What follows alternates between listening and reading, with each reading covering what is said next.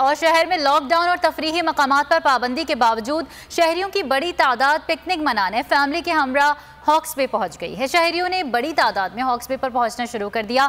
सिंध हुकूमत और पुलिस की कारकर्दगी पर सवालिया निशान है। ये तफसीलात बता रहे हैं नुमाइंदा बोल न्यूज़ मरियम हसन। मरियम, बताइएगा, कराची के लोग हॉक्स पे पहुंचे हुए हैं।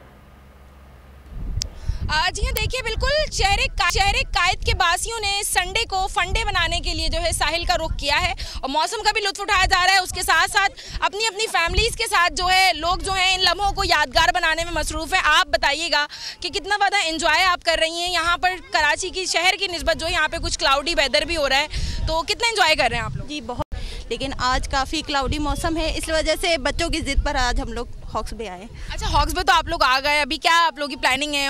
ऊँट सवार भी मौजूद हैं, घुड़सवारी वाले भी मौजूद हैं, तो क्या क्या बच्चों ने प्लान किया हुआ है? हाँ जी, बच्चों ने ये भी प्लान किया है कि सबसे पहले हम पानी में जाएंगे, अपने पैर गीले करेंगे, उसके बाद ये ऊँट पे बैठेंगे, उनकी सवारी करेंगे, फिर खाना वाना खाएंगे बैठ के।